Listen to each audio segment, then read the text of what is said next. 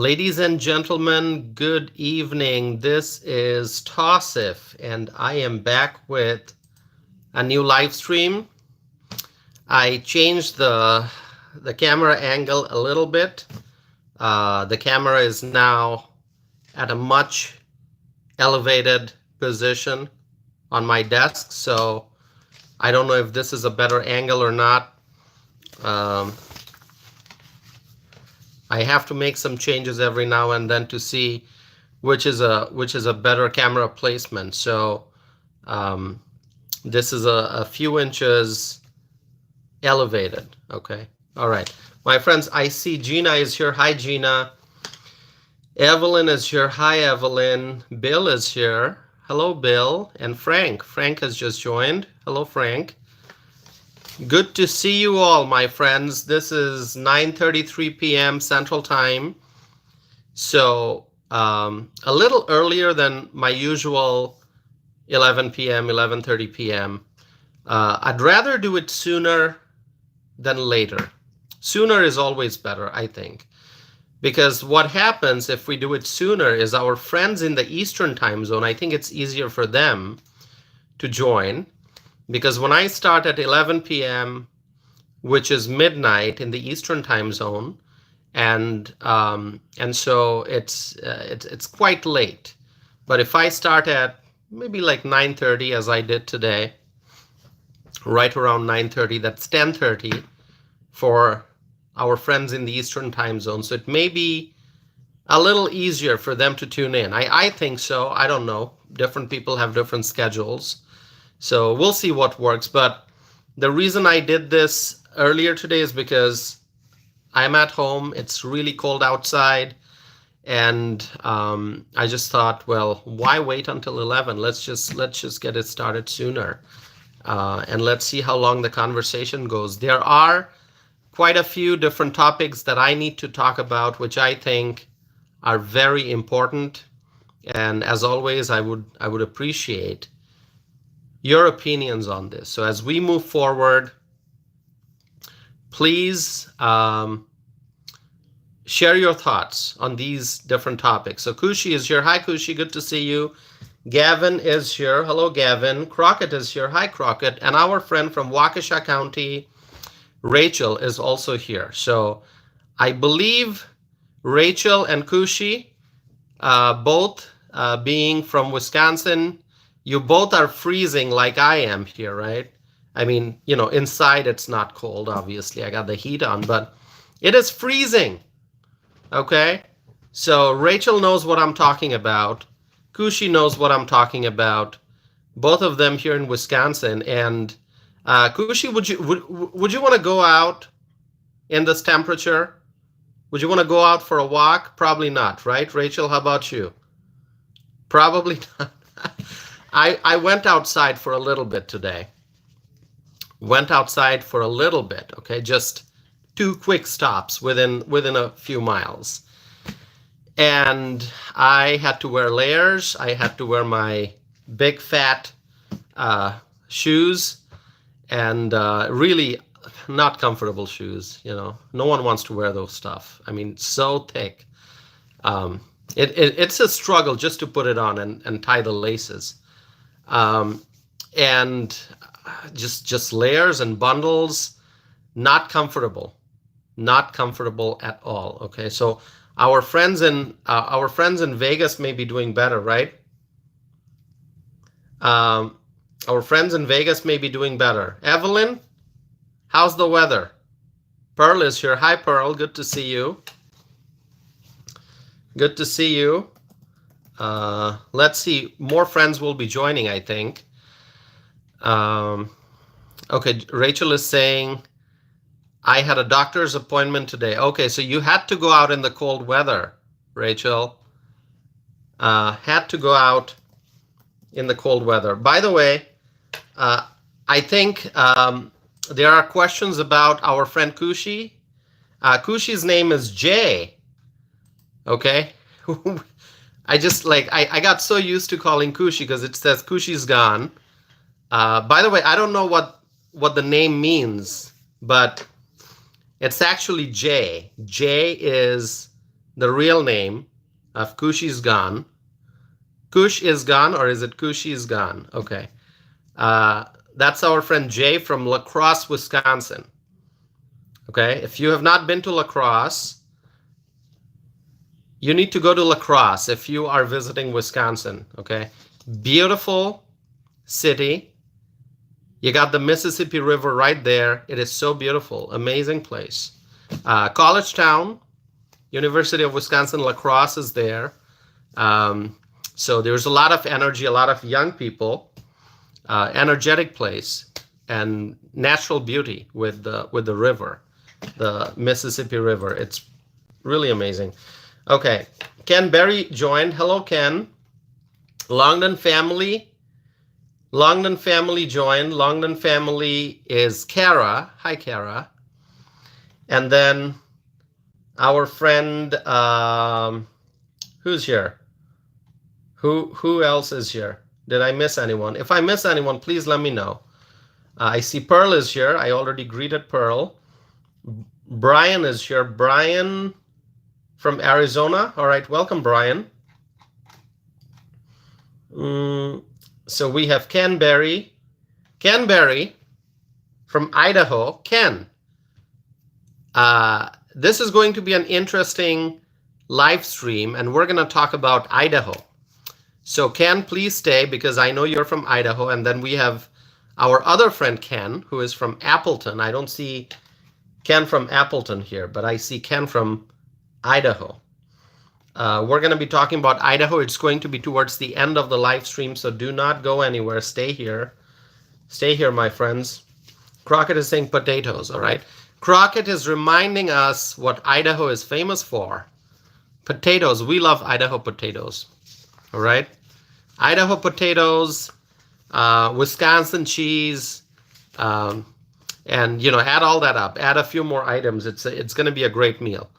My friends, I'm going to start, unfortunately, I'm going to start with some bad news, okay? Some bad news.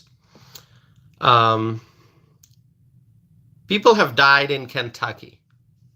Some of you may have seen that already. People have died in Kentucky after a devastating storm.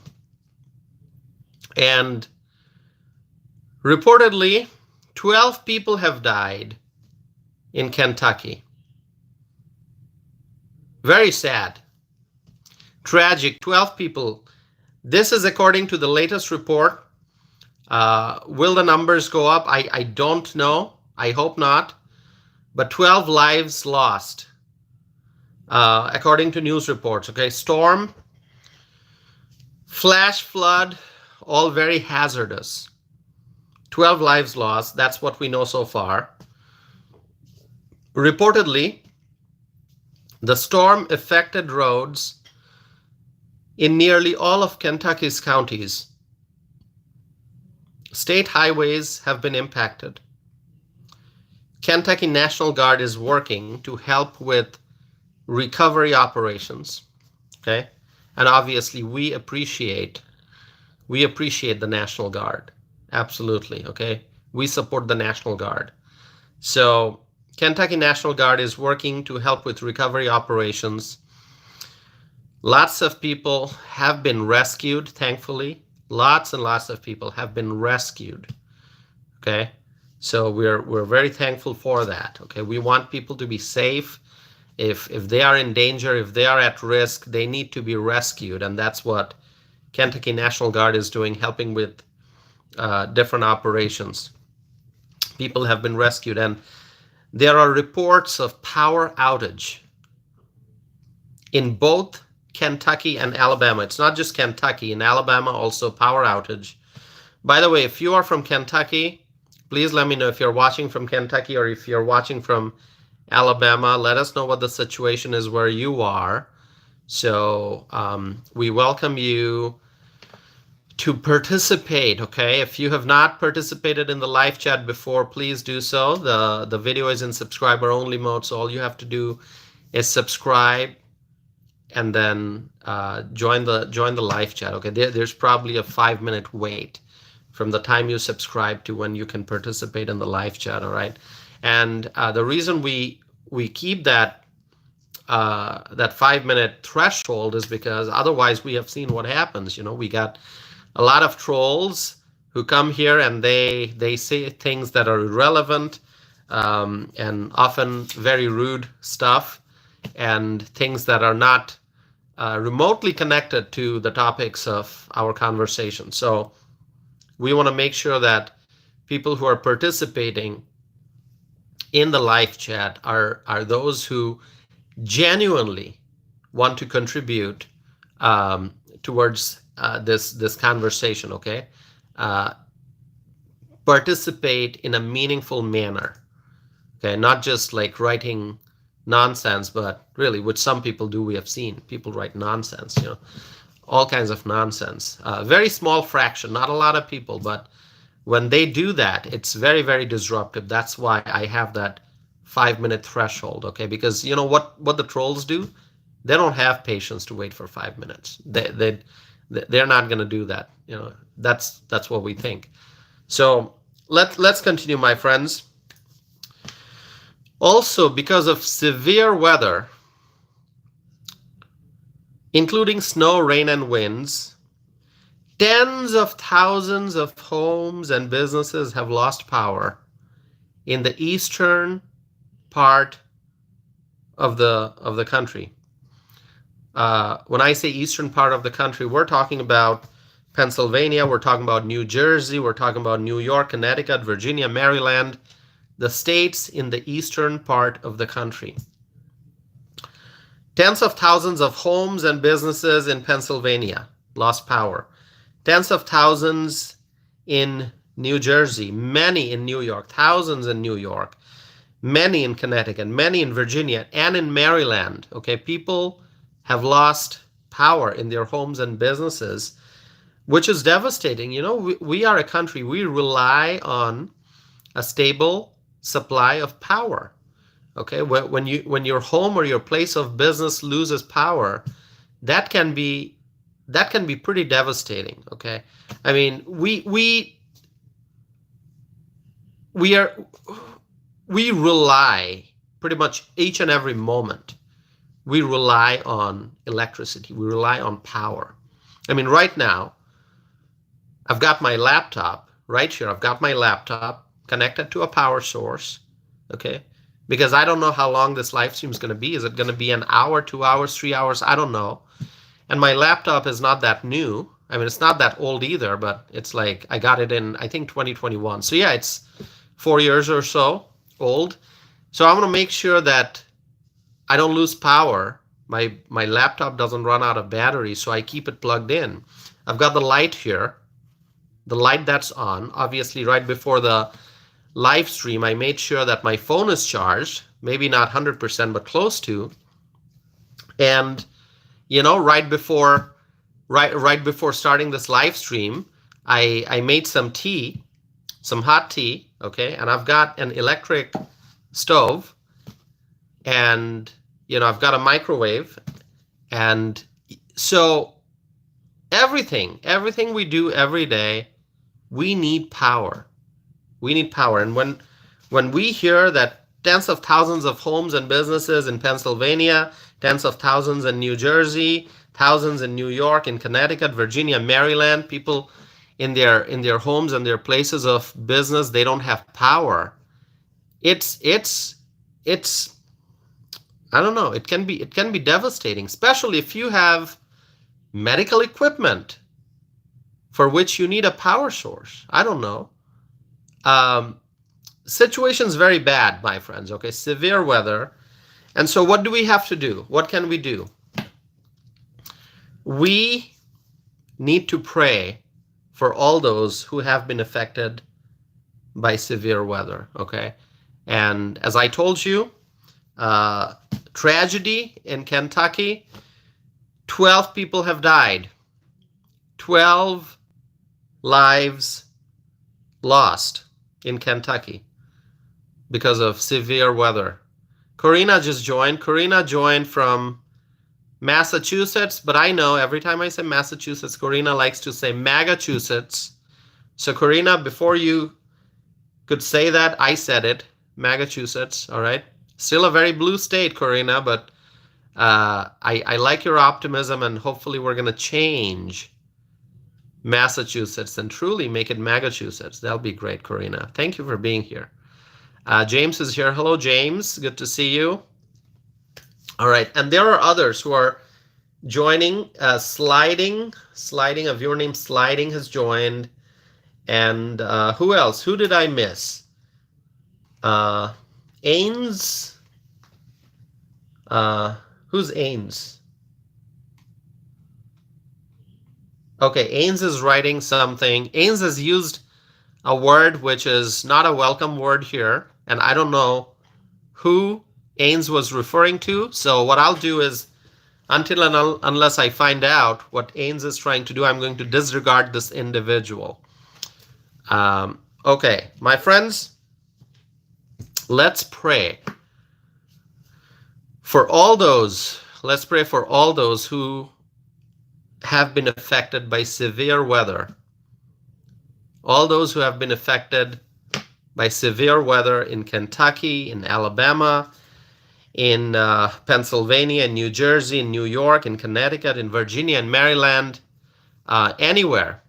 People who have been affected by severe weather, we have to pray for them. We will pray for them, my friends. So another topic I want to talk about, some of you have already seen that I made a very short video on this just a few hours ago. Maybe like a 3-minute long video, maybe less than 3 minutes. Okay. Some of you have seen that video. How do I know that? Because I have seen your comments on that video. Very short video. I talked about the plane crash in Toronto, Canada. Toronto, Canada. That plane crash. Very serious crash.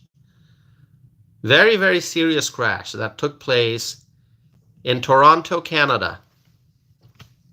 Pamela is writing, thank you for your kindness. Well, you're welcome, Pamela. Pamela, are you in one of the states that have been affected by severe weather, Pamela? Let us know. Pamela Cunningham. Let us know, Pamela, what state you are from. Okay, I'll wait for Pamela's response. We will move forward.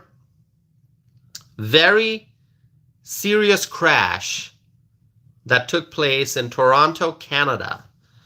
And on this channel, we have friends who are from Canada. We have Suzanne, who's from Canada. Suzanne Bruce. I don't see Suzanne tonight. Hopefully she'll join. So Suzanne is not from Toronto. Suzanne is from Halifax. But Canada, Halifax, Canada. And we have Angie Mitchell, who I have not seen in a while. So Angie, if you're listening, please say hello. And there are others. Okay, Aaron, who goes by the name Fuzz. Aaron doesn't agree with me. Aaron disagrees with me on most things, but Aaron participates quite a bit during our live stream. So Aaron is from Canada. Marjorie is from Canada. Marjorie just joined. Marjorie, good to see you. Marjorie Bedford.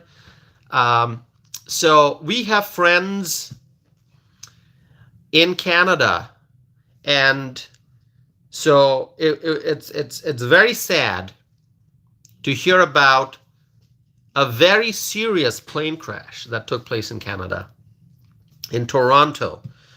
And I looked at the updated information, and I know from the news reports that at least 18 people have been injured.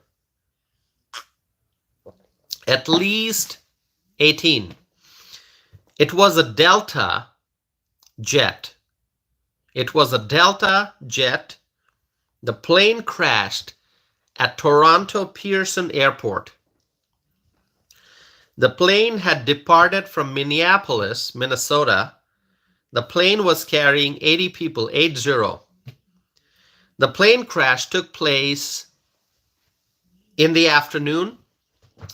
Okay, Monday afternoon. Out of the 18 injured, 3 individuals were critically injured. In fact, it has been reported that 2 individuals were taken by air ambulance. So whenever you hear air ambulance, you know it's serious. If a patient has to be transported using air ambulance, it is a very serious matter. Okay. Whenever there's a crash, whenever there's an accident, whenever there's a scene of some kind of accident, collision, crash, whatever, the emergency responders come and they take people and they put the victims in ambulances, right, and then transport them to the hospital. But if you hear that somebody had to be transported using air ambulance, somebody has to be transported by air, then you know that there's severe trauma. Severe trauma. Otherwise, there would be no need for air ambulance. So we got to pray for them, okay? All these individuals who were hurt, who were injured in that crash. And we know 3 individuals critically injured, and 2 of them, they were taken by air ambulance. So pretty serious matter. And then, my friends, as you know, and we have talked about Sean Duffy, he is the new Secretary of Transportation in the United States. So he's a cabinet member, Secretary of the U.S. Department of Transportation, a strong Trump ally, and was confirmed. And he's from Wisconsin. Sean Duffy is from Wisconsin. So we in Wisconsin, people love him. People love Sean Duffy right here in Wisconsin. And there was a lot of excitement in our state when we found out that Sean Duffy has been nominated for that position. And when he was confirmed, it was just great, okay? So Secretary Sean Duffy wrote that Federal Aviation Administration investigators are en route to Toronto. And this was several hours ago, so they may have already reached Toronto, I don't know. And it has been reported that the Transportation Safety Board of Canada will be in charge of the investigation. There has to be an investigation. There was a serious crash, 18 people injured that we know of, 3 critically injured, and so there has to be an investigation. And because the crash took place in Canada, it's going to be the Transportation Safety Board of Canada that will be in charge of the investigation. Now, I'll tell you what I think is the most shocking part of this crash, in my opinion. Do you know what it is? Can you tell me what the most shocking part is? And now I'm not talking about the victims. I'm not talking about the victims now. I'm talking about the material, engine, mechanical, physical, hardware aspect of the plane and how the crash happened. Okay? The shocking part is how did the plane flip upside down? Can anyone tell me? How did the plane flip upside down? How did the plane flip upside down? I don't know. Marjorie is saying flipped by wind. Okay, that could be a reason. I have not seen reports.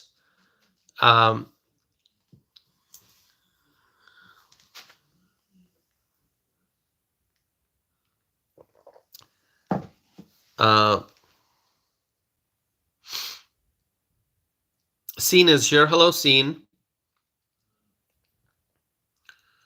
So, I don't know. We have to wait. Evelyn is saying possible winds make sense. Could be wind. Could be wind. I do not know. But yeah, I don't know. I don't know. That's a question I have. James is here. Hello, James. James Appleby.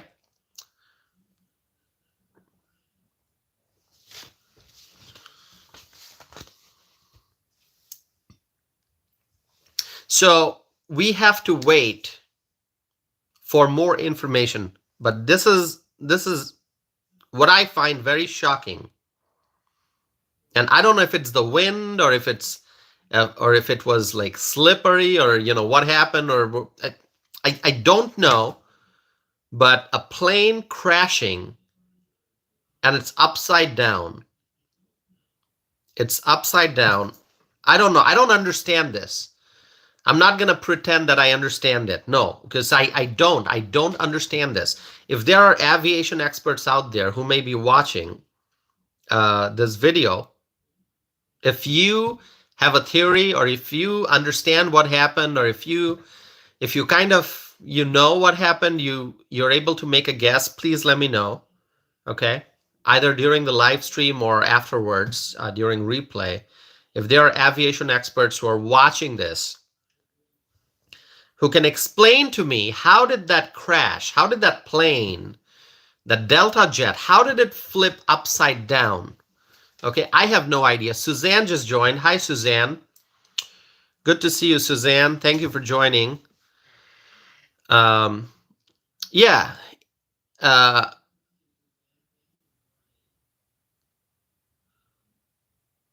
All right, I'm trying to read the comments. Yeah. How did the plane flip upside down? I do not know. Suzanne, do you know? I have no idea. All right. So I'm not an aviation expert, but anyone who understands aviation, you can explain it to me. You can explain it to all of us. That'd be great. Otherwise, we're just going to have to wait for the official report.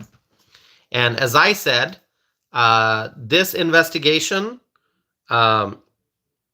will be conducted by the Transportation Safety Board of Canada. So we have to wait for that organization to provide information as to what in the world happened to that plane, that it flipped upside down. I don't know. Very, very, very, very strange. Now, thankfully, no fatalities, thank God. Okay, we have to be so grateful, because there were no fatalities. No fatalities. So that is good news. No person has died in this crash. Okay, and I checked the updated information. No person has died in this crash. No one has died. People have been injured. People have been critically injured, but no one has died. So,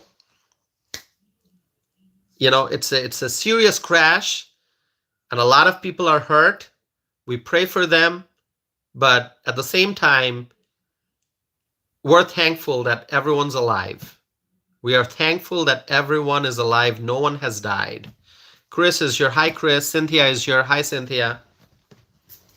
So no fatalities. That is a good thing. Now let us pray, okay, for all those who have been affected by this crash, all those people who have been injured. Hopefully they recover. It is certainly a very traumatic experience, and to be upside down, it is unbelievable. It is unbelievable. Okay, so think about a passenger on that plane, and the plane crashes, and the passengers, they were inside the plane, upside down. Upside down. That's a nightmare. It is a nightmare, okay? To be in a crash and to be upside down. I mean, a crash itself is just absolutely horrible. To be in any kind of crash, big or small, it can be so scary. And then to be in a crash and to be upside down, traumatic. Okay, that's what it is. It is traumatic. And those who are not injured physically, we know that there are some critical injuries. There are injuries, but those who were not injured physically, many of them may be traumatized because of this whole experience of being in a crash and then being upside down. So there may be fear of flying after this. Okay, I'm talking in general terms. Anybody who experiences a plane crash and on top of that has to be upside down because of the crash, upside down inside a plane, if that person decides to not fly for months or years, you got to understand that. There may be fear of flying. Even those who are not in that crash, people who are watching on TV, they may be afraid to fly. Okay, I would say it might be a natural reaction to the news of this crash and this being upside down. So anyway, my friends, we have to wait for more information. What caused this crash? Okay, what caused this crash and how did it happen? And the question is, could this crash have been prevented? Could it have been prevented? Is there anything that could have been done to prevent this crash? Okay, so we have to wait and see. We have to wait. There are lots of questions. We have to wait for the answers. Okay, so please continue to pray for all those who were affected by the crash. Lots of injuries, lots of trauma, emotionally traumatic experience. So let's pray for them, okay? Let's pray for everyone's safety and recovery. Okay, my friends, I'm going to move on to another topic, and this is a very important topic. Very, very important topic. I don't know where to start. I'm just gonna start. It's an interesting one, and tell me if you're ready. Because I would like you all to please pay attention to this very important topic that I'm going to be discussing. So I want to know if you're ready. Evelyn says ready. Suzanne is ready.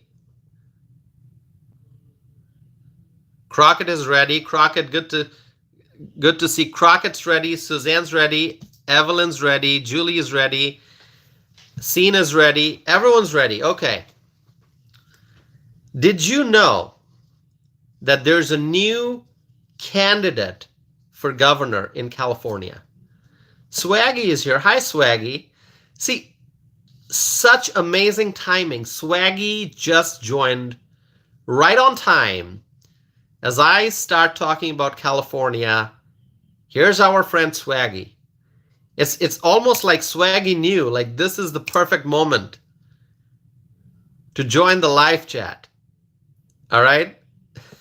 So great to see you, Swaggy, because our friend Swaggy is from California, and I'm going to talk about California. So Swaggy, I want to hear your thoughts, okay? Because you live in California, your opinions in particular are going to be very important. So please tell me. And this is a question for everyone. Did you know that there's a new Republican candidate for governor in California? Freshly is here. Hi, Freshly. Good to see you. There's a new Republican candidate for governor in California. How many of you know who that individual is? Don't Google it. Do not. Please don't Google it. All right. If you do, I can't stop you, but don't Google it. Just tell me if you know or you don't, and I'll share with you more information. Can anyone tell me the name of that Republican candidate for governor in California?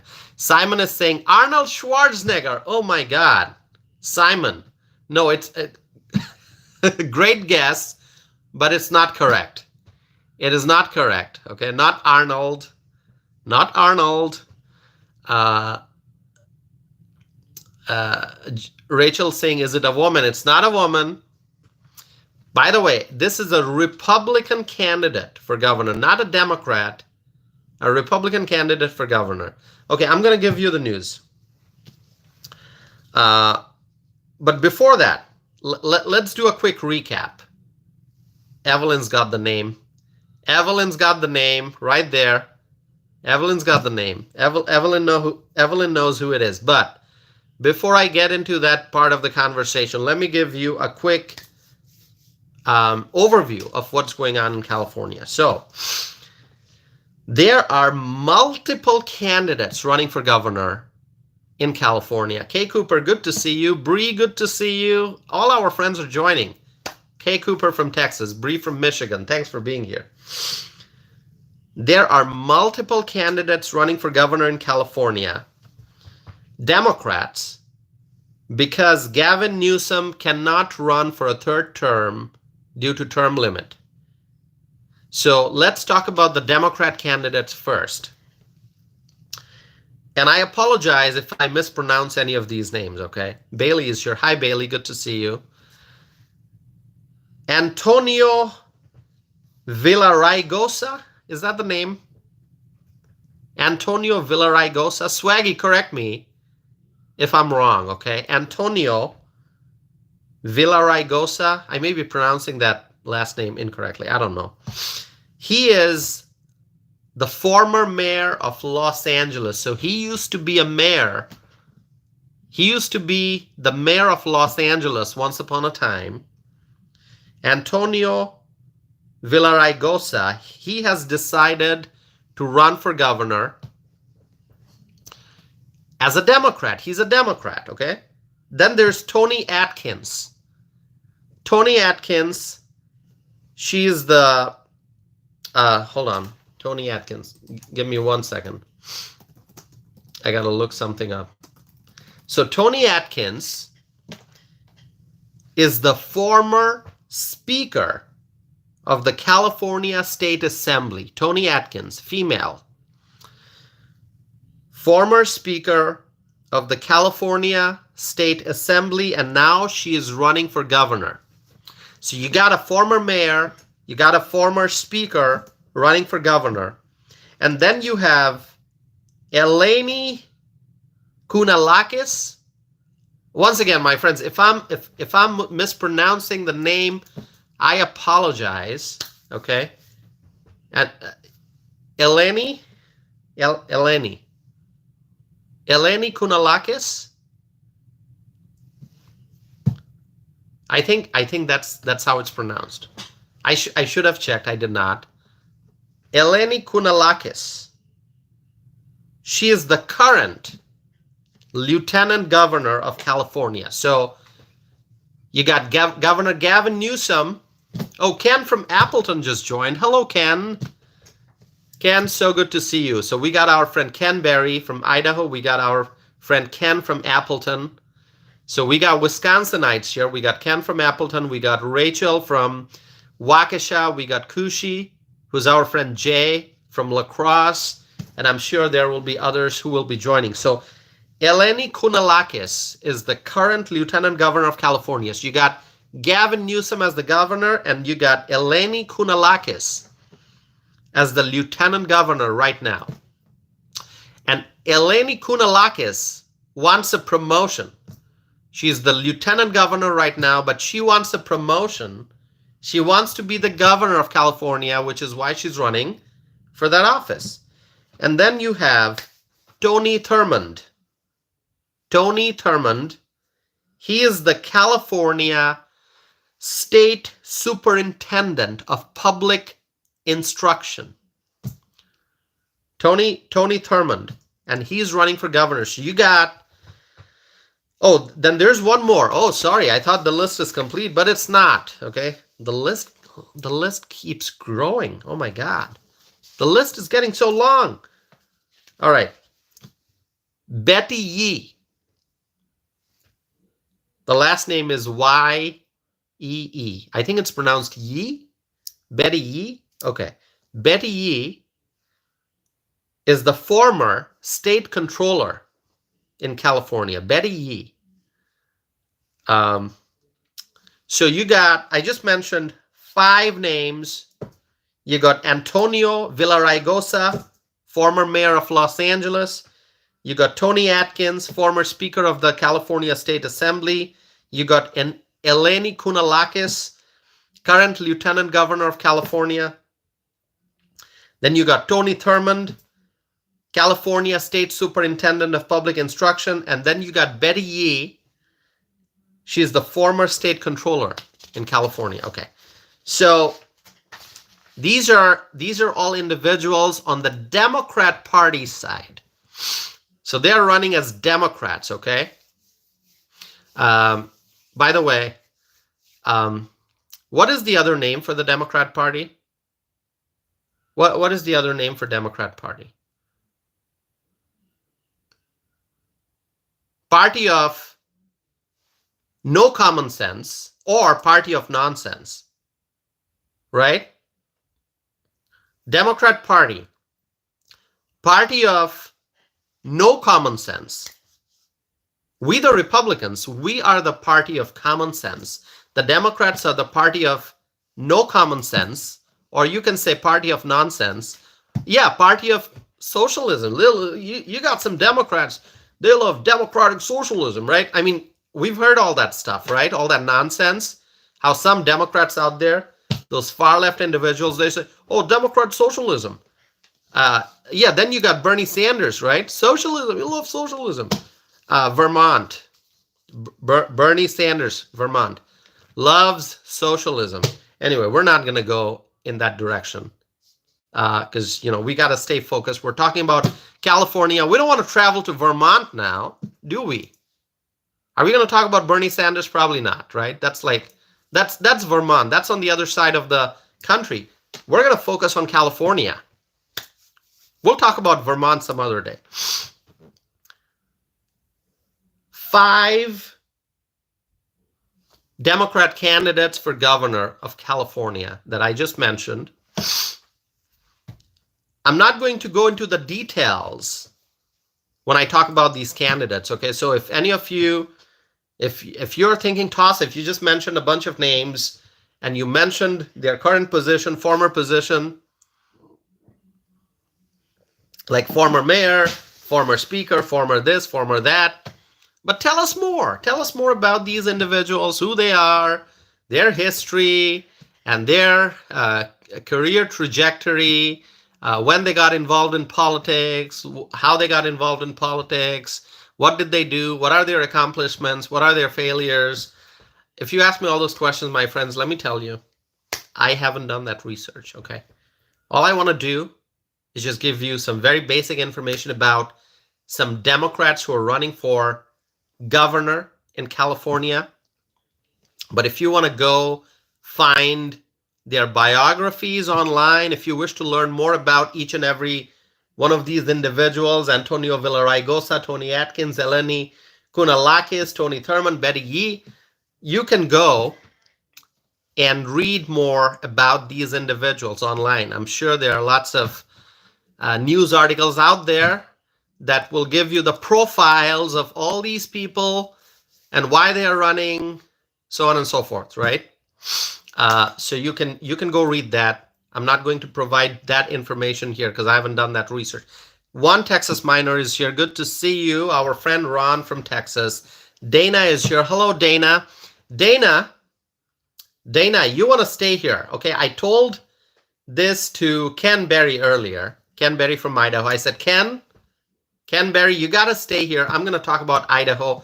Dana, you are here from Oregon. Please stay. I'm talking about California now, but I will talk about Oregon. I'm going to talk about Idaho. I'm going to talk about Oregon and some border issues. Believe it or not. Believe it or not, there are some border issues. No, I am not talking about the U.S.-Mexico border. I am not talking about the U.S.-Canada border. I am talking about the Oregon-Idaho border. Trust me, I will be talking about that. So if you wanna listen to that conversation, Dana is probably aware of those border issues, right? Dana, you are aware of those border issues. Idaho, Oregon border. There are things going on. Very interesting stuff, okay? Let's see, did I miss anyone? Laura Floyd is here from Texas. Say hello to our friend Laura. Laura, it's always good to see you. Laura Floyd has been supporting this channel since the beginning, Laura. Yeah, since the beginning. When this channel had very few subscribers, Laura was there. So thank you, Laura. Always great to see you. Laura from Texas, all right? We love Texas. Anytime we talk about Texas, we say, we love Texas, because we do. We do, absolutely. All right. So go and read the biographies of all these individuals, the Democrats who are running for California governor. You'll find information online. Here's what I want to talk about today. Here's what I want to talk about. There is a Republican candidate for governor in California, and Evelyn mentioned that name. Evelyn mentioned that name. Chad Bianco. Of course, we know that there may be one or more candidates on the Republican side, but so far we know that one candidate has announced that he is running for, as a Republican, running for the governor of California, Sheriff Chad Bianco. Sheriff Chad Bianco of Riverside County. Sheriff Chad Bianco of Riverside County. Is it Bianco or Bianco? I'm having pronunciation problems today. I apologize. Okay. Like I still don't know if it's Eleni Kounalakis or is it Antonio Villaraigo. I should have done some research. Okay. I apologize. I'm having trouble with the pronunciations. All right. I'm just gonna say Chad Bianco. Bianco. Evelyn's saying, all right. Anyway, we know it's the sheriff of Riverside County in California. He officially announced Bianco. Okay, Bianco. Okay, Bianco, right? Swaggy. All right, great. Thank you. I should know this. I'm sorry. I should know this. You know, Riverside County Sheriff. He is officially running for governor. And he made the announcement on President's Day. That is today. President's Day. It is today. Great news. We have a sheriff who is running for governor as a Republican in California. Chad Bianco is a critic of Gavin Newsom. We all are critics of Gavin Newsom, right? I mean, would you say, you ask yourself, and then you answer in the live chat, would you say that you are a critic of Gavin Newsom? Yeah, we do criticize Gavin Newsom here on this channel, right? Because we tell the truth, we share the facts, and the facts will tell you that Gavin Newsom is just a horrible governor. It's just a horrible governor. One of the worst in the country. Gavin Newsom, one of the worst, absolutely. All right? By the way, Jared Polis, that guy, every time I talk, there's something really wrong in Colorado. There's something really wrong in Colorado. Colorado has one of the worst governors in the country, Jared Polis. And you look at Denver, one of the worst mayors in the country, Mike Johnston. There's something really wrong in Colorado. I don't know what it is, okay? But Colorado voters, pay attention. You got to fix your state, okay? You got to fix your state. All right. Bree is talking about Gretchen. Oh, my God, Gretchen. Oh, my God. Are we going to talk about Gretchen Whitmer now? Bree? Are you ready to have a 2-hour conversation just about Gretchen Whitmer? Because, here's what I'm going to do, Bree. If you want to go in that direction, let me tell you, we're going to go back to the COVID days, coronavirus days. We're going to talk about everything that the Democrats did wrong during those COVID days, those COVID years. And we're going to talk about Gretchen Whitmer, okay? Like Gretchen Whitmer basically is, if you are talking to somebody about being a bad governor, like what to not do when you are the governor, okay? Here are the things you should not do, okay? If you are the governor, just make a list of the things that Gretchen Whitmer did in Michigan. Those are the things you should not do, okay? Does that make sense? Like here's the list of everything that Gretchen Whitmer did. Oh, don't do any of these, and then you'll be a good governor. Bree, I told you, if you want to go in that direction, all right, we're going to have to stop talking about California, and we're going to have to talk about Michigan and Gretchen Whitmer and how horrible a governor Gretchen Whitmer is. But you know what? We have ray of hope in Michigan because Trump won Michigan. So the Michigan voters rejected the Democrats, and Trump won Michigan. And so I'm very hopeful that Michigan is going to head in the right direction, away from the wrong direction. Michigan will head in the right direction. Michigan already did great in 2024, the presidential race. Michigan did great. And so in future gubernatorial race, in future Senate race, Michigan is going to do great. The people of Michigan will vote for Republicans and reject the Democrats. And Pete Buttigieg is getting ready, very possibly. I mean, it's quite likely that Pete Buttigieg is going to run for Senate from Michigan. All right? So the Michigan voters will have to reject Pete Buttigieg as a candidate if he runs. Okay? Can you imagine having U.S. Senator Pete Buttigieg from Michigan? I mean, oh my God. No way.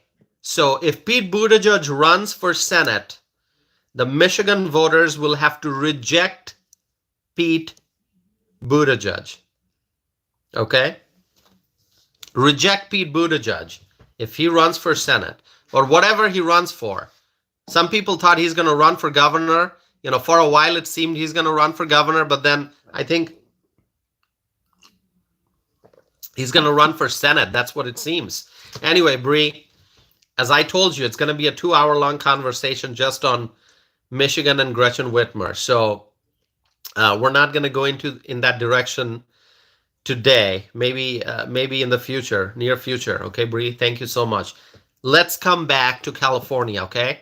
So for a while we were in Michigan. Now let's fly back to California. Here we are. Okay, we've landed in California.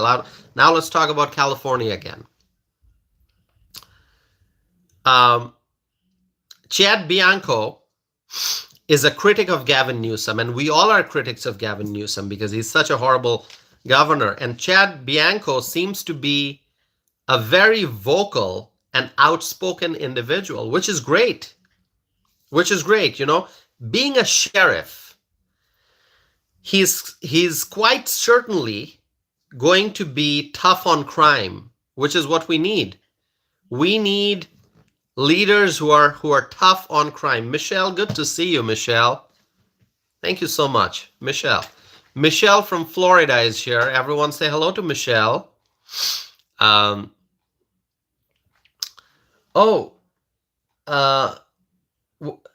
Is there, wait, hold on. Did I miss something? Hold on. I'm going to go back. Dana, your mother is in coma, Dana? Oh, I apologize. I missed that comment. I'm so sorry, Dana.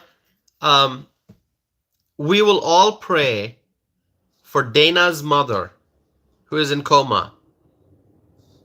We will all pray for Dana's mother who is in coma. Dana, we will pray for your mother, and I am so very sorry to hear this. We will believe in the power of prayers. We will pray for your mother, Dana. So sorry to hear that. Please, Dana, please keep us posted, okay? Dana, you've got my email address. If you want to email me outside of this live chat and just share some updates, feel free to do that anytime, Dana. Okay? I know you can join us here during live streams and share updates if you want to. But outside of these live streams, if you want to email me and just give an update, please do that, Dana.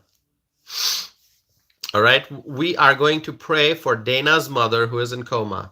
Okay? All right. So sorry to hear that. Okay. Let me know, Dana. Share some updates. Email me.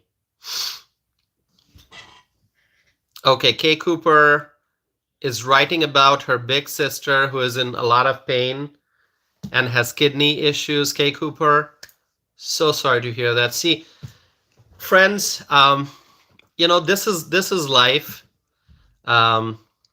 Life is never 100%. It never will be. But we have to have faith, and we have to believe in the power of prayers, and we have to hope for the best, and we have to move forward. So Kay Cooper just shared with us about her sister who is going through some health issues pertaining to her kidney. Give me 1 second.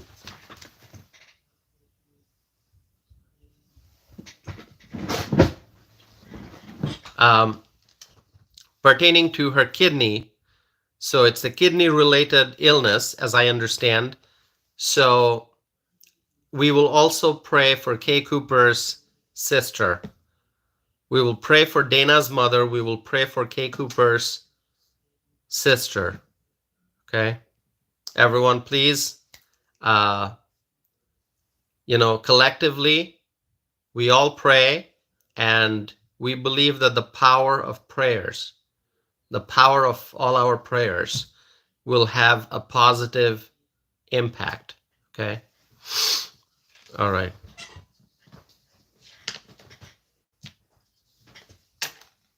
Okay.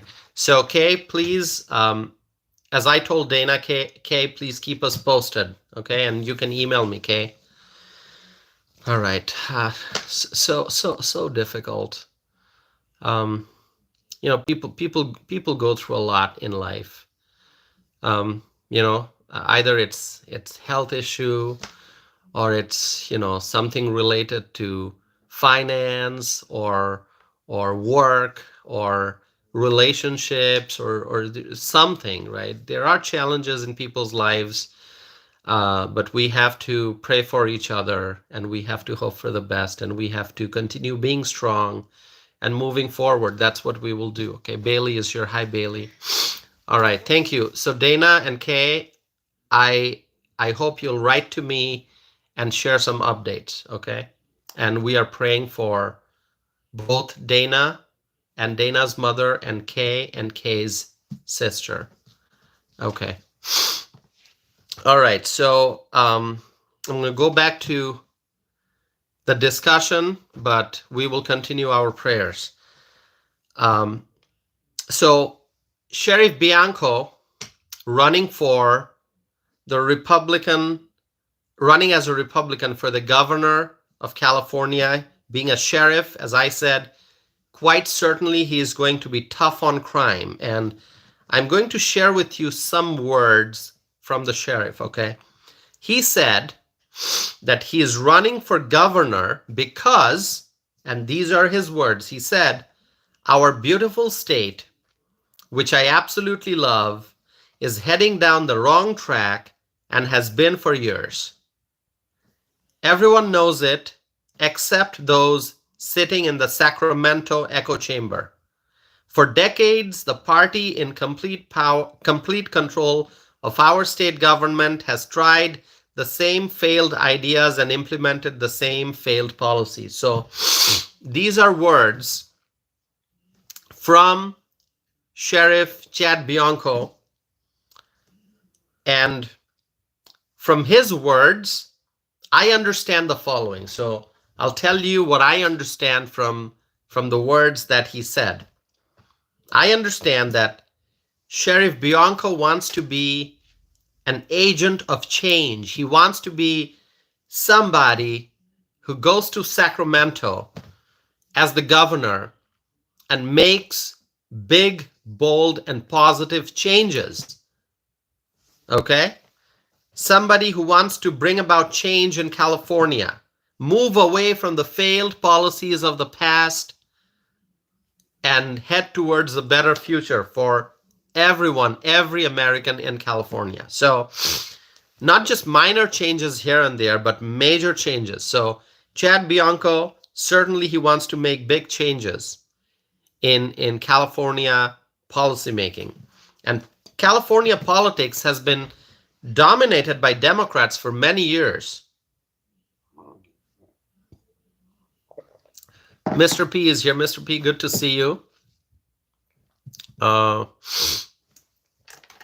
let's see. My friends, give me 1 second.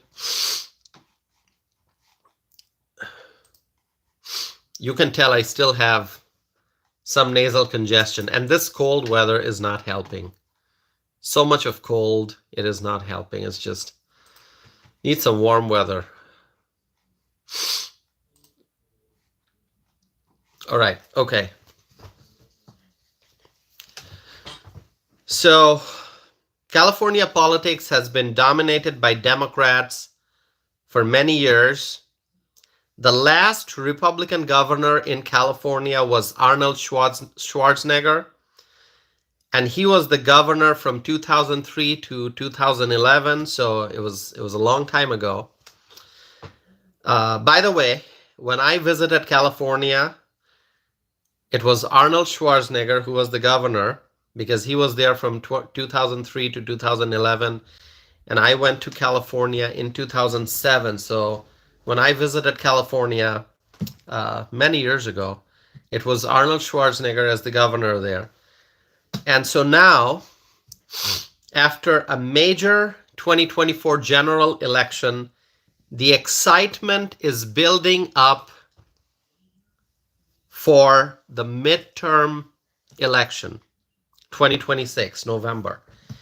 And I will have a lot to share about the midterm election in the coming days, weeks, and months, okay?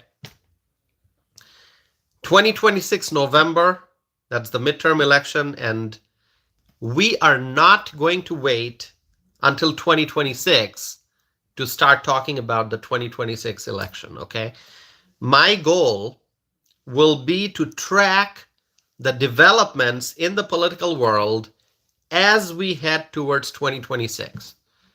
So we're not going to wait until January of 2026 or February or March of 2026 to start talking about the November 2026 election. We will start talking about the November 2026 election right now. In fact, we already started talking about it. You remember quite a while ago, I talked about the Senate races that are coming up in 2026 midterm. If you remember, it was probably a few weeks ago. I don't remember what date it was. I can look it up. It was a live stream. And so we are already talking about 2026. And my goal will be to track the political developments as we head towards November 2026 and to have conversations about many updates and events and, you know, things that'll happen between now and November 2026. Audrey is here. Audrey, good to see you, Audrey. Audrey, I apologize. Not just Audrey, everyone. I apologize. I have not been able to respond to many of your comments in different videos. I have gotten some really kind messages. Some of you have shared things about your life with me in the comment section. I have not been able to respond. It's been quite crazy busy on my end. A lot going on that's keeping me busy. So I apologize, Audrey and others, that I have not been able to respond to your comments. Gianna is here. Gianna, good to see you. And our friend Misty. Our friend Misty just joined. Misty, good to see you. Audrey says, good to see you too. It's okay, T. Thank you, Audrey. Thank you for understanding.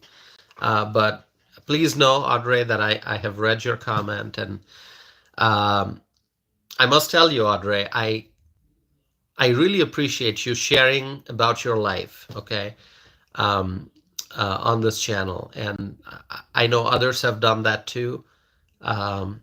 That's what makes us a stronger family, okay? When we share about our lives with each other, okay? Whether good news, whether it's difficulties that we may be facing, when we share information about our lives, that's when we can rely on the power of people's prayers, okay? And that brings us together. It makes us a stronger family. Absolutely. So thank you, Audrey. Okay. So I was saying that the fact that Chad Bianco already announced that he's running for governor of California as a Republican, and this is only February of 2025. The election is in November of 2026. November of 2026, and this is February of 2025, and we already have a Republican candidate for governor in California, Chad Bianco, sheriff of Riverside County. That tells you that it's going to be a very long and exciting and intense road to November 2026. In California, President Trump has made gains last November. And so there's renewed enthusiasm, there's new hope, there's excitement among Republicans in California. People are hopeful. Yes, we may be able to win the governor's mansion, that seat. Now, will there be other Republicans running for governor in California? Perhaps. There's still a lot of time. Others may jump in. Other Republican candidates may decide to jump in and run for governor in California, which means we'll have a primary, right, at that point. Charisse is here. Hi, Charisse. Chris is heading out. Chris, have a good night. Chris, thank you for being here.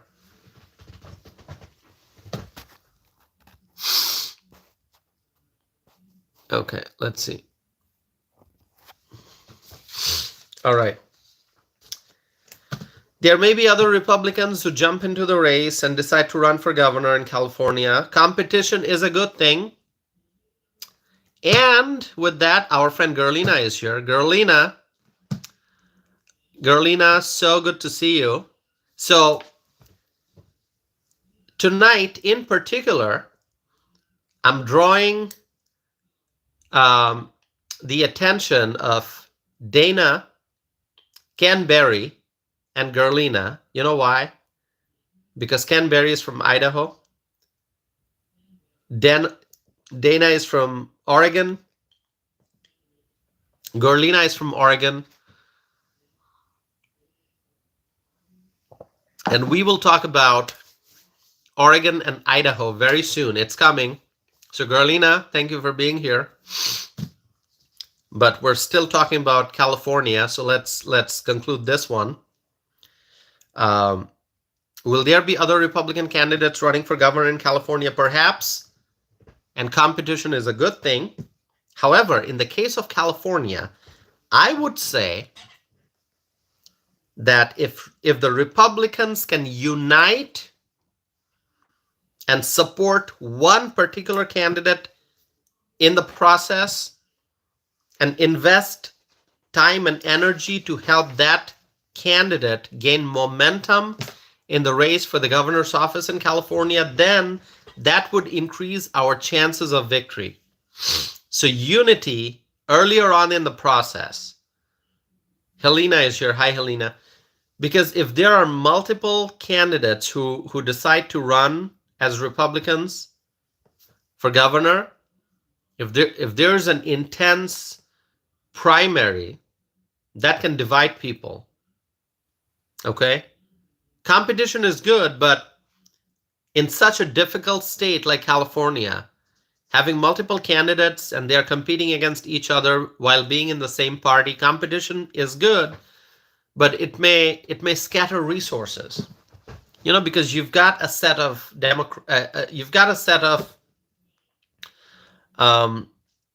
however big that may be, but you've got like a population of Republican volunteers and campaign workers and strategists and donors.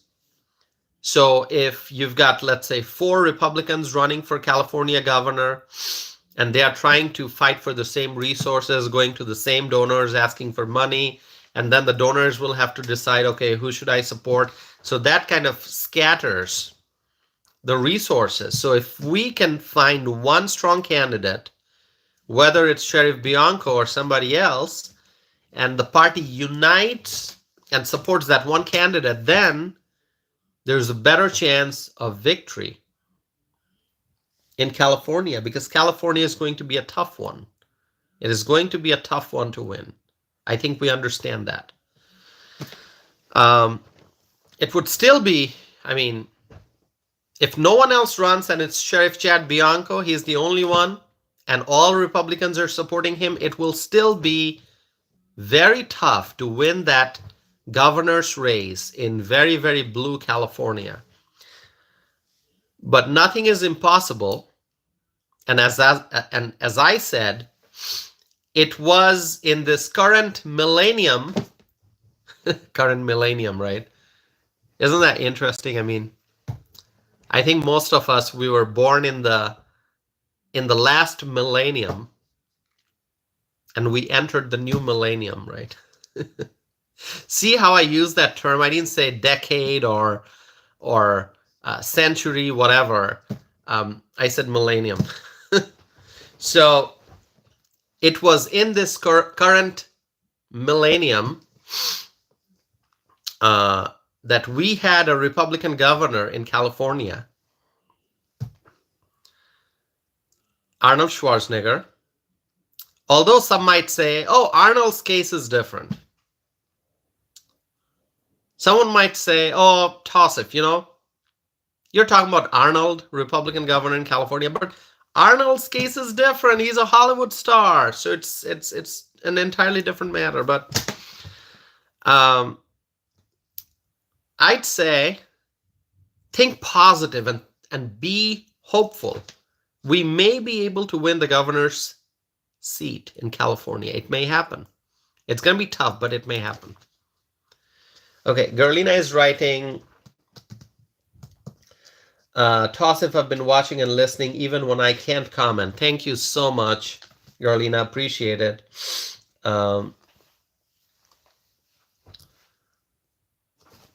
Okay.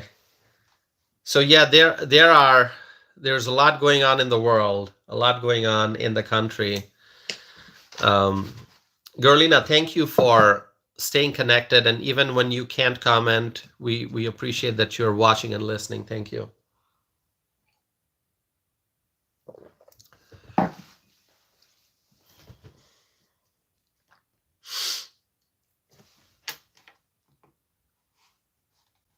right, hold on. Give me 1 second, my friends. Please subscribe if you have not done so already, okay?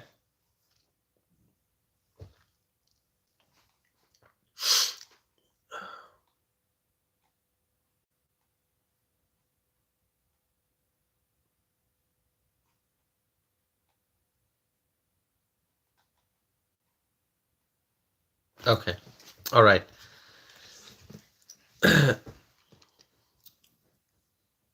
We will still have to wait and find out how the political field evolves in California. There's still a big question about Kamala Harris. We don't know yet if Kamala Harris is going to run for governor from the Democrat Party. That's a big question.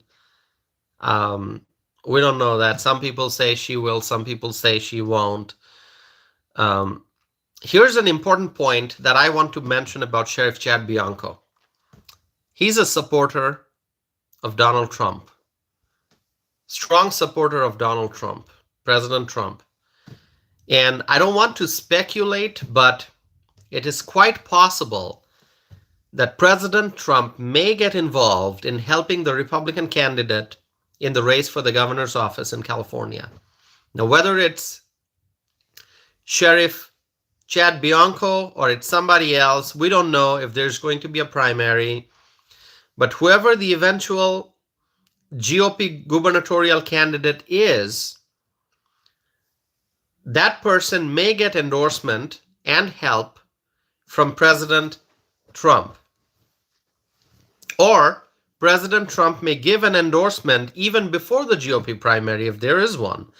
I don't want to jump ahead too much. I don't want to speculate, okay? But I'm glad that we have a Republican candidate for governor in California this early. It makes sense because California is a very big state, lots of people, and to ensure name recognition and to get in touch with voters across the state, there's a lot of time that will be required. Okay, it takes time. It's time consuming to do events across the state, to do public appearances and to do town halls and to meet the voters, to talk to them and to get the name out. It takes time. And so California is a big state, and I'm happy to see that Sheriff Chad Bianco has announced that he is running, and he has announced early. This is just February of 2025, and the election is in November of 2026. Now, I have not met Sheriff Bianco, so I don't know Chad Bianco personally, but I do feel confident that he is going to be a great candidate. Okay, I'm confident that he's going to be a great candidate. Being in law enforcement, I expect him to be strong and tough and also down to earth. People who serve in law enforcement, they see many things that go on in society. On one hand, they see a lot of crime and they see a lot of criminals, but then they also see a lot of victims and they see the pain and suffering that people go through. So if you are thinking from the standpoint of a law enforcement officer, yes, you are seeing a lot of criminals, you're seeing a lot of crimes, but then you're also seeing victims and people in pain and suffering. And so I expect Chad Bianco, on one hand, I expect him to be strong and tough. And I also, on the other hand, I expect him to be kind and compassionate. Now, I have not met him, so I don't know what his personality is like, but I would assume that he's strong and tough and also kind and compassionate and down to earth. I think American people in general want to see candidates who are both strong and compassionate. And I think that applies to any and all political races across the country. People want to see candidates who are strong and compassionate. Do you agree with me, my friends? What I just said, does it make sense? Fred is here. Hi, Fred. Please let me know if it makes sense, whatever I said. I know there are lots of conversations going on here, so Thank you so very much. Evelyn is saying agreed. Gavin is saying 100% agree. Thank you. Bree says agree. Thank you, Bree.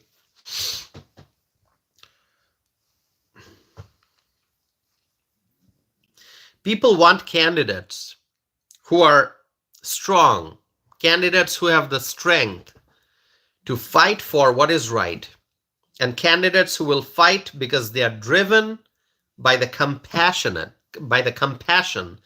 in their hearts, compassion for the people in their districts and states, compassion for people in general. Without compassion, an elected official cannot do his or her job.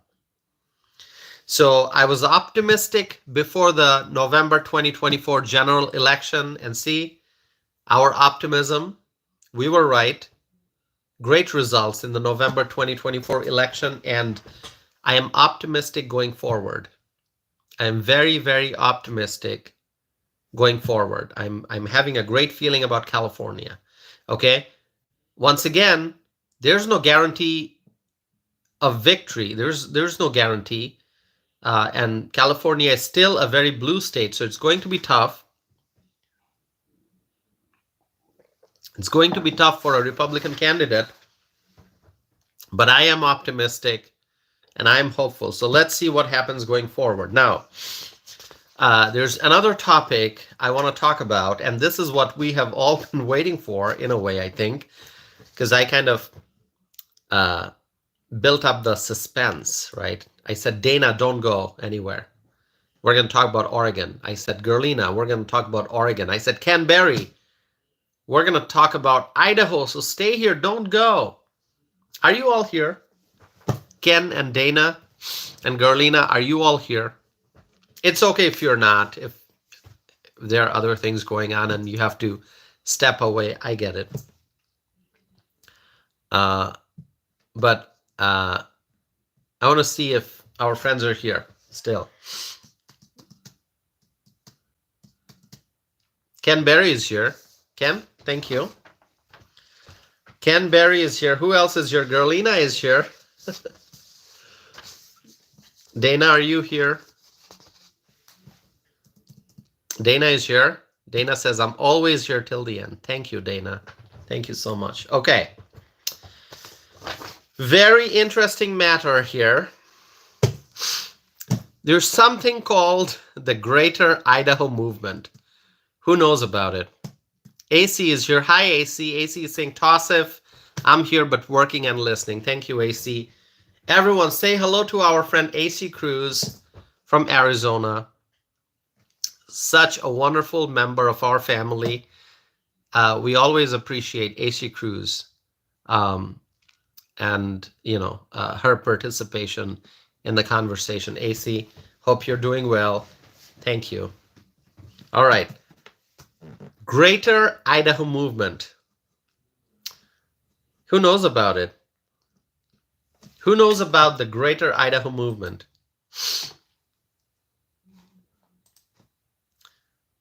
Fred is saying, I'm preparing for an ice storm. Fred, tell us again what state you are in, Fred. Fred is preparing for an ice storm. Okay.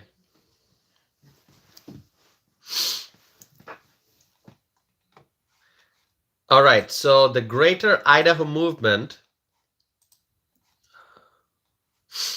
One second.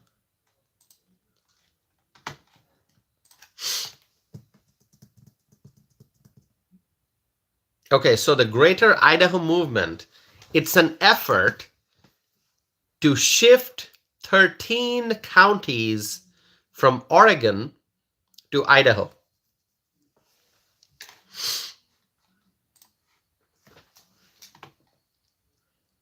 Okay, Randy is saying, talk of making part of Oregon, part of Idaho. I'm in Washington. That is correct.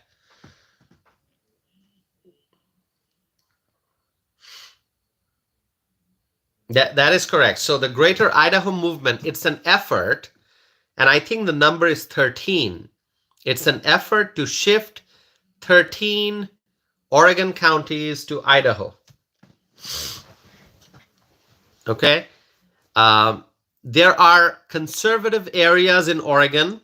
I mean, we know Oregon overall it's a blue state, but there are conservative areas in Oregon, and now many people want these conservative majority counties in Oregon to be detached from Oregon and included in Idaho.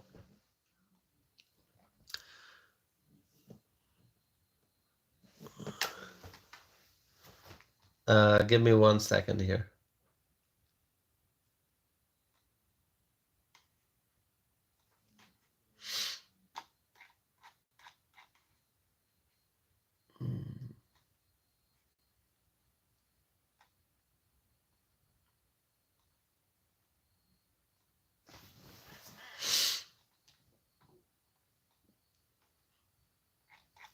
So, Gerlina, you're talking about a bureau, and you're saying, what are they doing here? Here as in like where? In Oregon?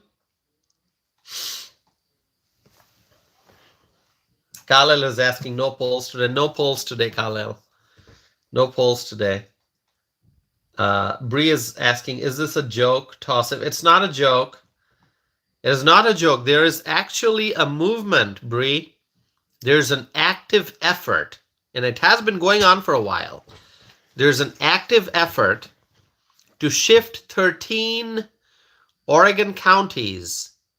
Okay, and these are the conservative majority counties. So people in these counties they want to be part of a red state, Idaho, rather than staying as part of a blue state, Oregon.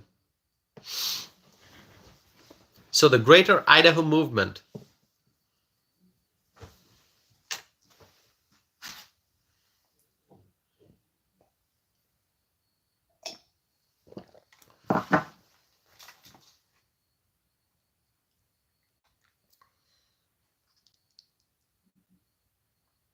So Bree, are you having? Bree can't believe it. Let's see.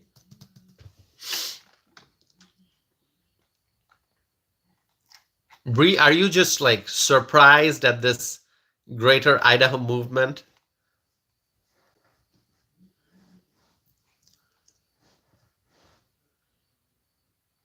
This is real. This is happening.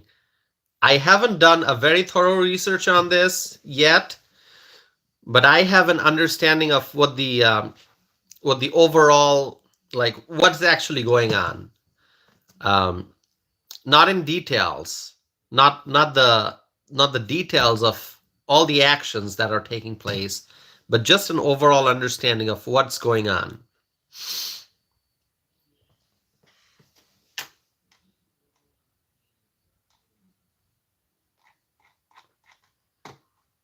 Okay, so conservative areas in Oregon, and now many people want these conservative majority counties to be separated from Oregon and to be included in Idaho. So it's a border issue involving two states, Oregon and Idaho. We got a border dispute.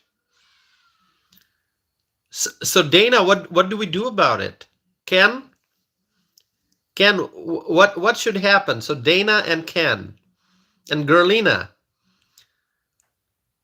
you got a border crisis. There's a border crisis, my friends.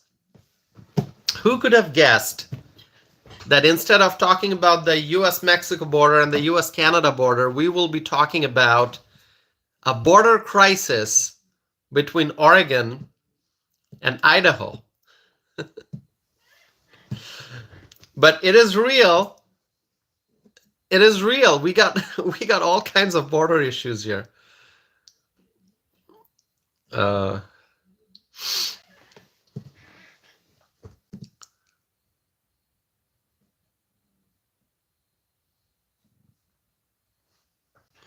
Dana is saying, I would love being in Eagle Point, Idaho. Wow.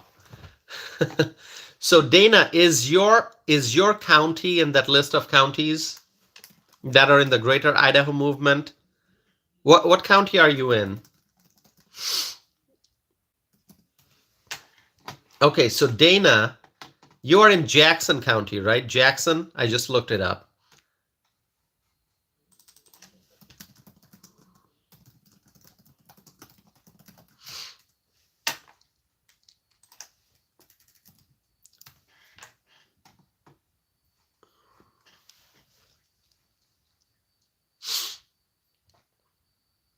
Give me 1 second. I'm going to find out.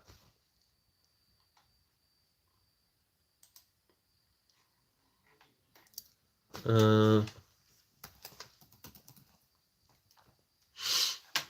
going to find out.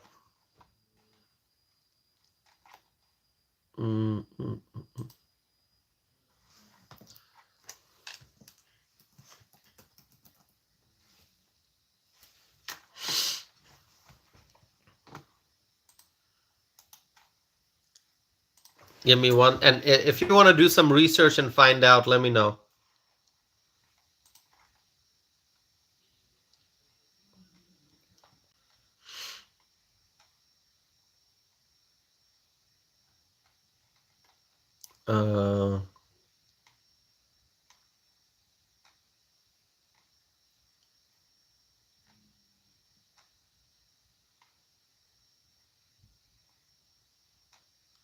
So I'm not seeing Jackson in that list. Where's Jackson County?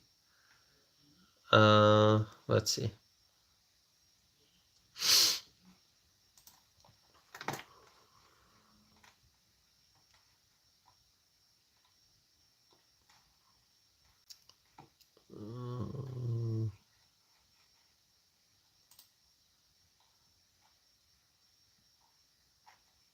I want to get a list of those counties here.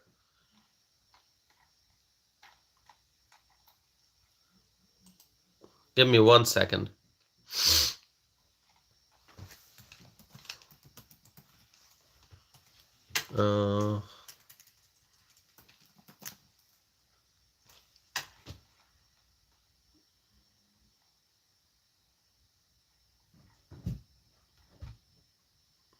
What are the counties? Okay, so right now, I am seeing a list of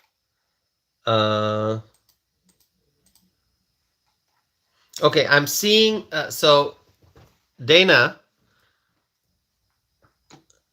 I am seeing there are counties. Is there a county Wallowa? Is it Wallowa County?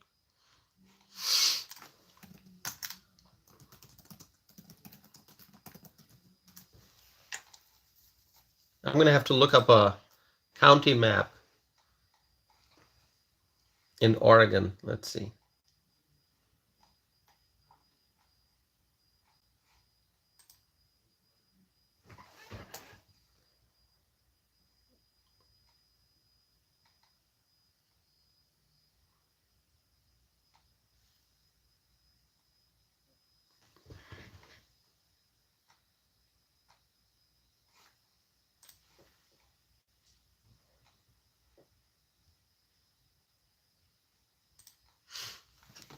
I have to do some research here. Give me 1 second.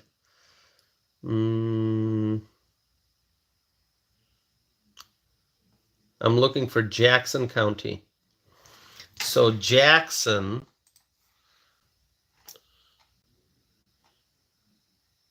So Dana, I think you are right next to Klamath County. Is that correct? Klamath County. So I'm not seeing Jackson County in that list. I'm seeing Klamath County.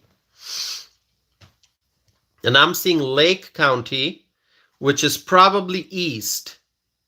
So I see Jackson County on the map, but I think, I'm looking at the Greater Idaho movement. I think it's Klamath County, Lake County, Harney County, and then there are other ones like Crook County, Grant County, Wheeler County, Jefferson,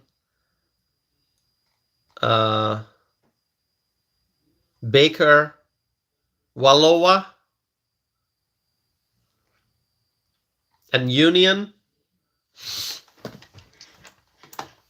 So I'm looking at the map. I'm trying to understand how this is going to work.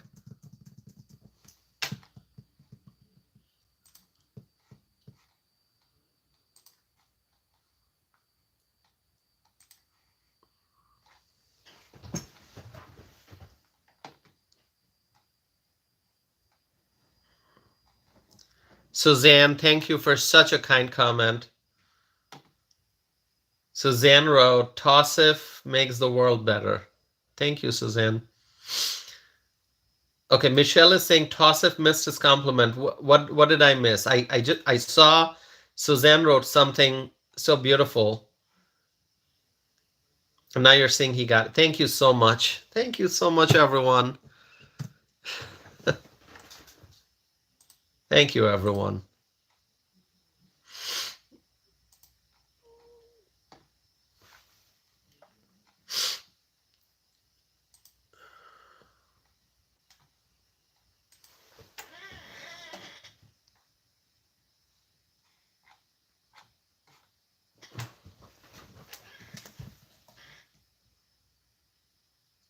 Dana, thank you. So Dana is expressing agreement with Suzanne.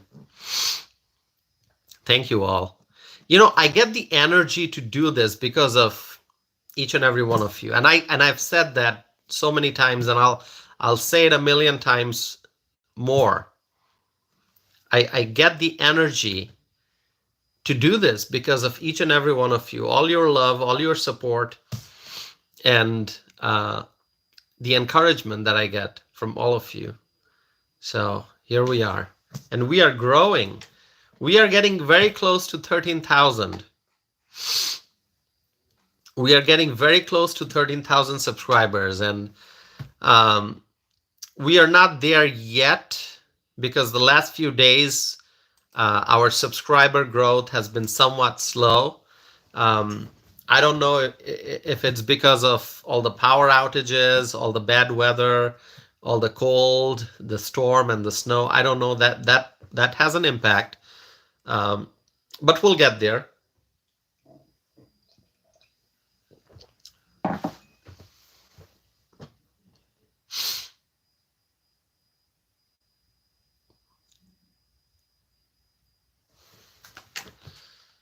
I'm trying to catch up with the live chat. So I see Jennifer Bennett is here. Hello, Jennifer.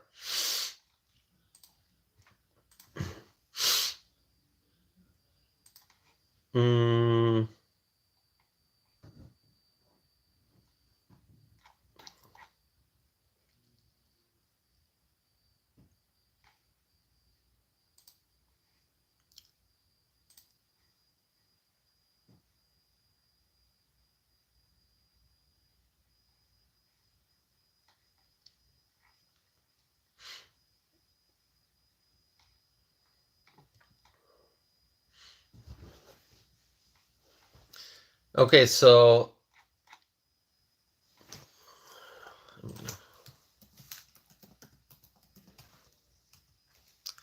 okay, I just got a request to take off subscriber only mode. Okay.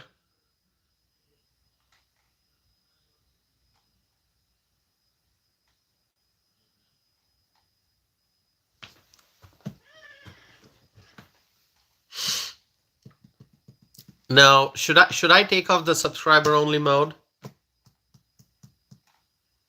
Would you like me to do that? Take off subscriber only mode? I mean, I can do it.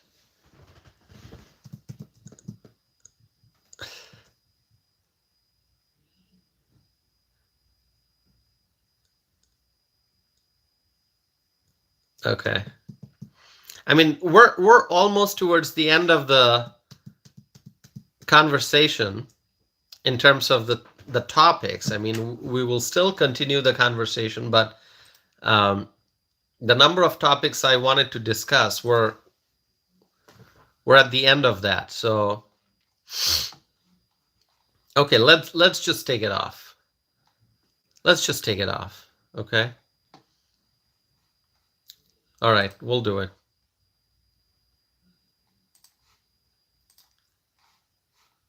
Okay. I turned off subscriber only mode.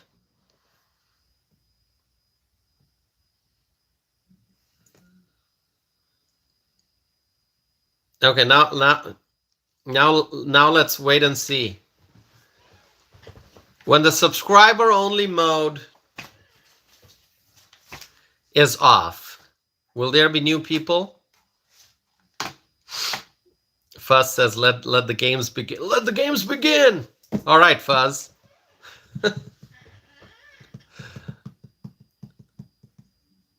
Let's see.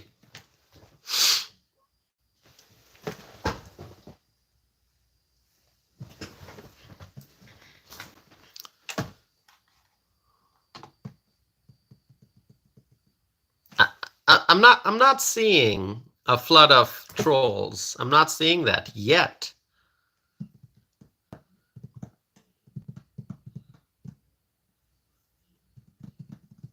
All right. So there's a border issue involving two states, Oregon and Idaho, and so I have not been, honestly, I have not been able to do a very thorough research on this, the latest developments. But I know there's something going on. I think there's renewed efforts to try to detach this group of counties, 13 counties, and to move them from Oregon, not really like move them, but like to redraw the borders to take them out of Oregon and to put them in Idaho. So very interesting stuff.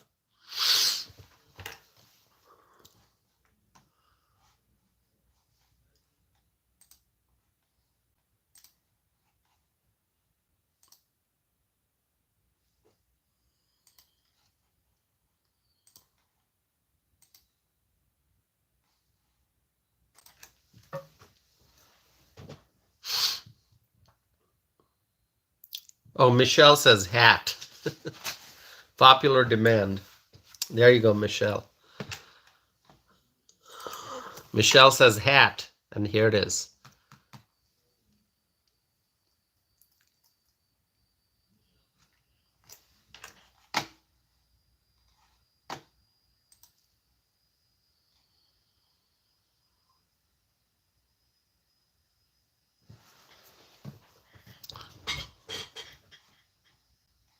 All right. So my friends, I'm gonna do one thing. I'm gonna wrap up this live stream today. Thank you so very much, everyone, for joining. Sorry there was no poll today.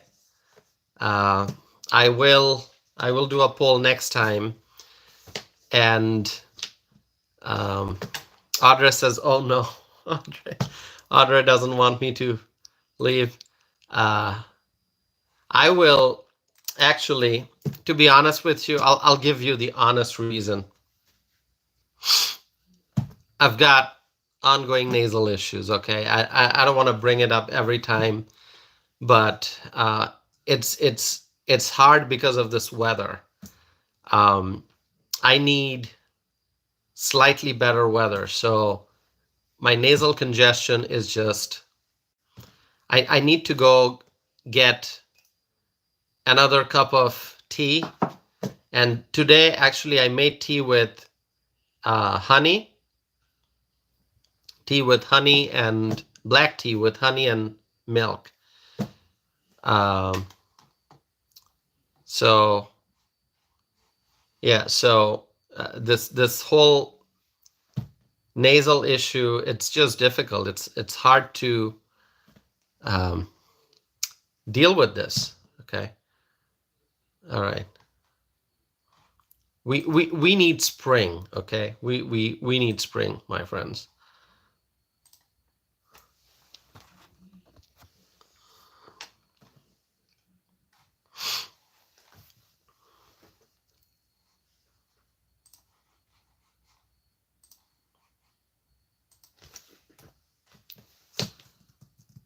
Bree says I use Flonase. Yes, Bree, I need to restart using Flonase.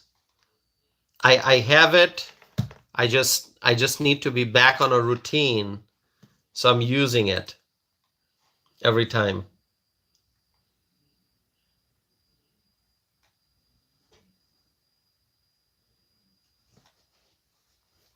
Gerlina is asking, so if borders are redrawn between Oregon and Idaho, where will the next mapping start? What is the motivation?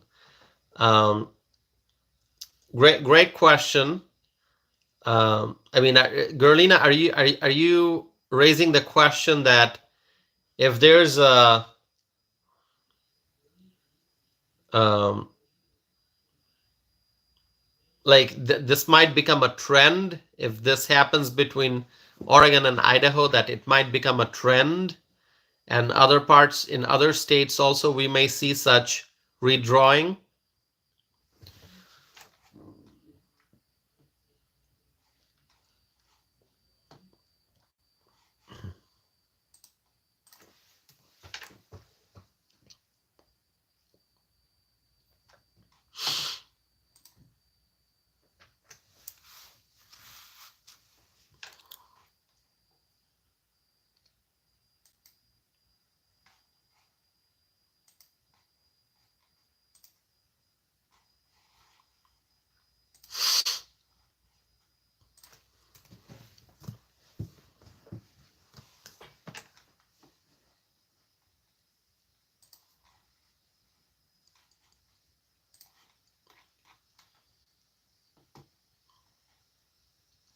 Tommy Brown, good to see you. Our friend Tommy Brown from Colorado has joined. Freshly says, I had an awesome President's Day. Also, thank you for capping it off with a wonderful live stream as always. TTTT. Thank you so much, Freshly. Gerlina is saying yes. So sister states like Utah and California might be affected. Yeah, we don't know exactly, Gerlina, what may end up happening. If there are redrawing of the borders between two states, Idaho and Oregon, then will there be similar efforts in other parts of the country to also redraw certain maps? I mean, who knows? Who knows? I think there are some very interesting things happening in the country right now, things that have never happened before. And we don't know if something like this happens, what it might lead to. Will there be a redrawing of maps between other states? I don't know.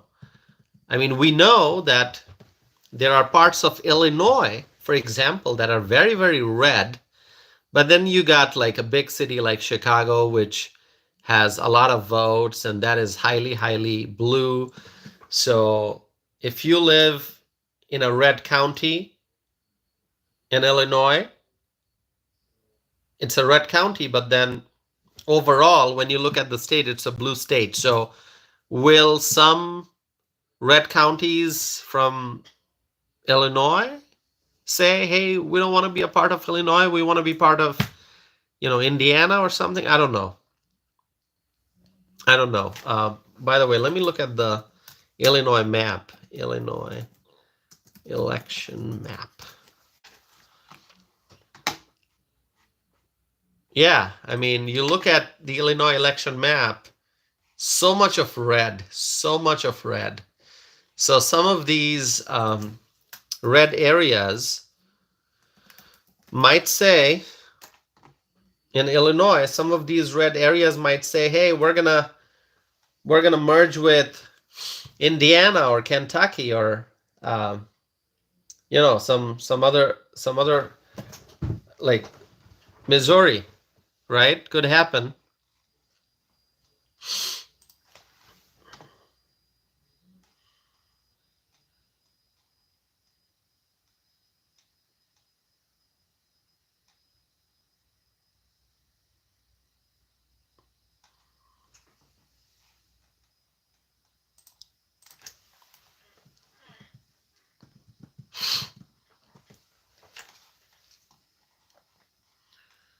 Okay. So yeah, lots of questions, really not enough answers at this point. But these are things that we will be paying attention to. And as we have been doing live streams every day, obviously I missed yesterday, we will continue to discuss these very important topics. And also, if there's something that you think is important but I have not discussed, you can always email me. You can suggest topics. There's a lot going on in the country, around the world. So suggest some topics if you ever want to do that. Okay, you can comment on one of the videos. That'll draw my attention with some suggestions. You can comment with some suggestions. You can email me. You can send me a message on Facebook or X. You can connect with me on Truth Social, Instagram. So yeah, if you can think of topics that I haven't discussed, please feel free to suggest. All right, my friends, I'm gonna wrap up this live stream now. Thank you so very much, everyone, for tuning in and for all the love, for all the good wishes and the encouragement. Thank you. Give me 1 second.